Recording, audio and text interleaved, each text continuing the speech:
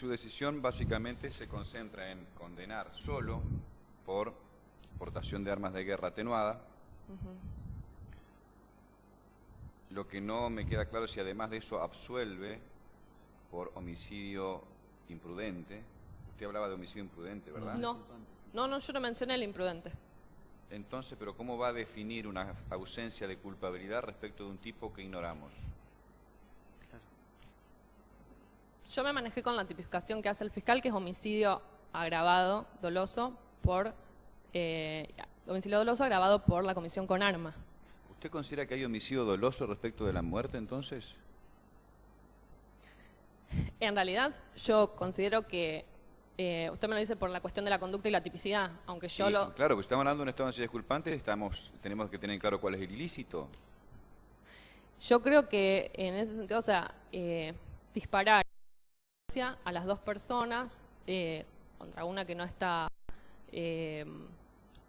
ni siquiera implica una agresión para el otro, por lo menos, no sé si un dolo directo, pero un dolo eventual en haber podido prever estas circunstancias, digamos, y bueno, actuar igual ante el temor, lo ponen ante esa situación. El fiscal... La situación, perdón, lo que yo creo que no, o sea, yo lo que sentí que no podía dejar de tener en cuenta es que la persona actuaba ante una situación de agresión, o sea, eso lo ponía delante de un marco de actuación, digamos. Bueno, eso se comprende. Primero, respecto del comportamiento que tiene como víctima en relación al autor, al imputado. El abuso de armas. ¿Se pronuncia sobre ese punto o no? Por ejemplo, ¿pudo existir tentativa de homicidio justificada? ¿O directamente considera irrelevante o no se considera alcanzada por el deber de pronunciarse acerca del punto?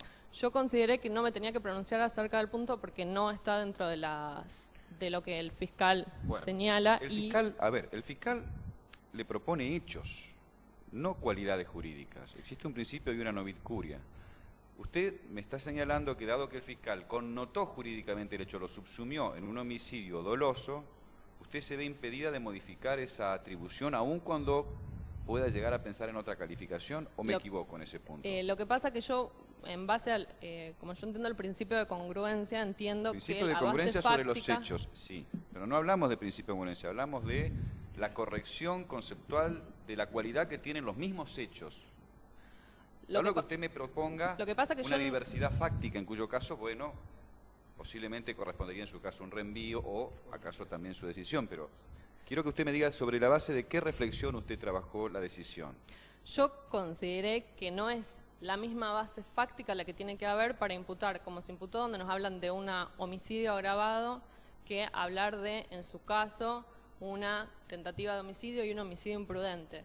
Creo que no es la misma la base fáctica. ¿No me parece que incluye otros pormenores empíricos consistentes, pregunto, en que se alcanza una víctima que estaba detrás, que el autor pretendía dirigirse contra el agresor y no contra la persona, que eso lo sorprendió, que la víctima se agachó? ¿Eso no es demostrativo, pregunto, fácticamente, de la inexistencia de dolo o de conciencia del autor, por lo menos directa, acerca de que podía alcanzar finalmente a la madre del agresor?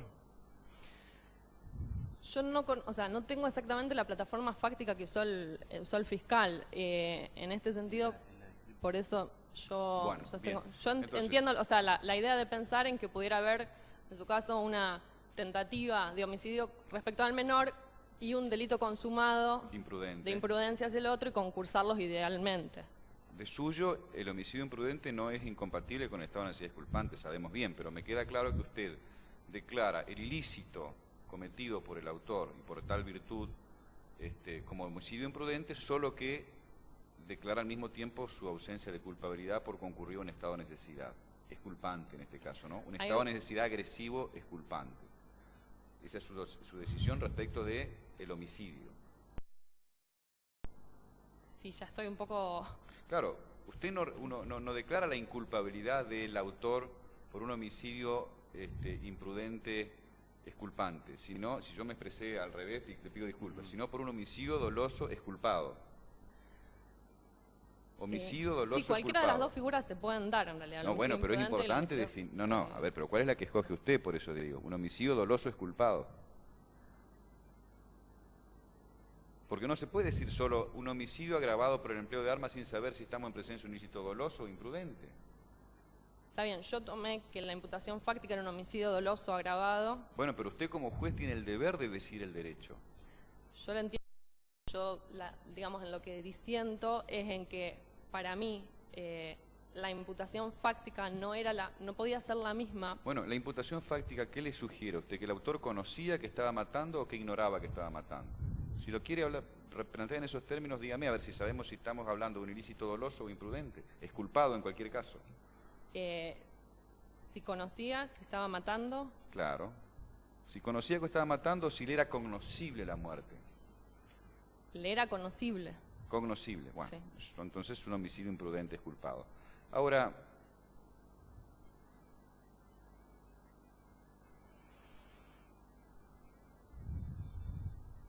con relación al, o sea, dado que el fiscal incluyó en su imputación todo cuanto concierne a la muerte y no mencionó siquiera lo atingente a la tentativa de homicidio, usted se considera relevada del deber de pronunciarse sobre eso.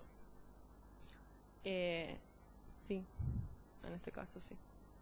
Bueno. Muchas gracias, doctor. No, disculpe, le voy a hacer una pregunta. De mi lado ya. Perdón. Sí. Independientemente que usted acaba de decir que era un homicidio, un estado de necesidad exculpante de un ilícito cuya configuración subjetiva era la cognoscibilidad. Y si bien es cierto que usted dijo que el estado de necesidad exculpante puede recaer sobre bienes de terceros, yo le pregunto, porque no escuché en su análisis, si primero la persona fallecida tenía deberes de tolerancia y segundo, ¿cómo juzga usted la idoneidad de esa reacción, de ese modo de conjurar el peligro? Porque luce extraño al menos que matando a la madre conjure un peligro. Está bien, lo que pasa que él no tiene una intención, o sea, no apunta a la madre. Él en este caso... Eso está claro, es un problema de ilícito, pero un problema de culpabilidad usted lo absuelve aplicando el estado de necesidad exculpante.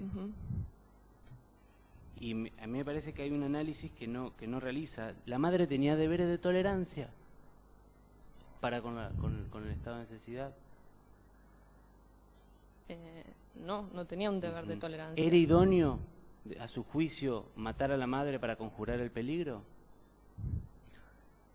Está bien, yo entiendo en realidad, o sea, lo que usted me plantea que era en su caso idóneo matar al hijo, digamos, para conjurar el peligro. Ahí habría una equivalencia. Ahí para defenderse, porque usted dijo que era una agresión lo del hijo. Para mí era una agresión, sí, ahí para defenderse.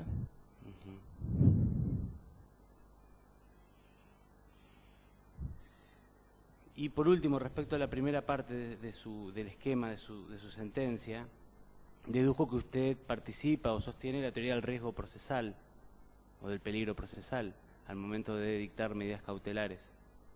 Yo lo analizo en realidad desde los fines que nos pone el Código Procesal, que nos habla de eso. Bueno, yo le pido que lo analice críticamente. Y si usted diría que la medida cautelar de ningún modo es una pena.